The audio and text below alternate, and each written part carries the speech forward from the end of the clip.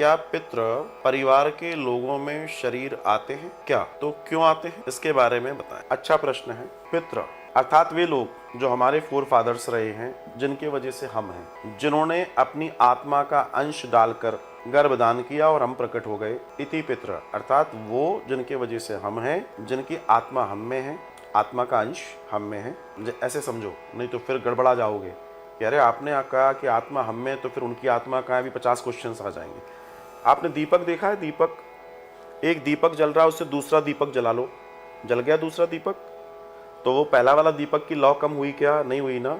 बस ऐसे ही आत्मा जनरेट कर रही है दूसरी चीज को, राइट। चलिए आगे बढ़ते हैं। तो जो भी असंतुष्ट पितृ हैं, असंतुष्ट पितृ क्यों होते? क्योंकि जीवन में व्यक्ति जीते जी कई ऐसे दर्शन है जिनको नहीं जान पाता, और मृत्यु के बाद की जो ताड़ना है वो बहुत भयानक है। जब वो उनमें फंसता है तब उसे याद आता है कि मैंने अपने जीवन में कितनी गलतियां की, और उन गलतियों की पूर्ति अब वो तो नहीं कर सकता, लेकिन उसके जो स्वजन हैं, उनके जो पौत्र प्रपौत्र पुत्र हैं, ये उनका धर्म है कि उनकी गति को आगे करवाना। ऐसी स्थिति में जो लोग अपनी मस्ती में डूब जाते हैं और अपने पितरों के कल्याण के लिए कोई कार्य नहीं करते, या पितृ अपने कई सारे पापों के वजह से, कोई बड़ी गलतियों की वजह से अपनी यात्रा सुगमता से नहीं कर पाते, तो फिर वो मुक्ति की डिमांड करते हैं। और जब वो मुक्ति की डिमांड करते हैं, जब कोई व्यक्ति साधारण इशारे से नहीं सुनता, तो वो दूसरे तरीके अपनाते हैं, और ऐसी स्थिति में कई बार वो अपने ही स्वजनों के शरीर में कुछ क्षण के लिए पारलौकिक रूप से प्रवेश भी कर पाते हैं। लेकिन इस पूरी स्थिति में जो एक चीज समझने की है वो ये है, ये हो क्यों रहा है?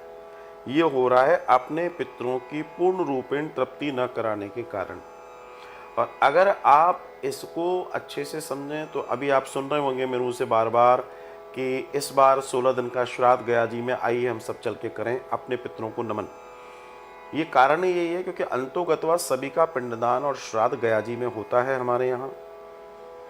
कई ऐसे पितर हैं जो कई बार गया जी से भी तृप्त नहीं होते, उनको भागवत जी सुनानी होती हैं, तो हम वहाँ पे ये सारे कार्य एक साथ करते हैं।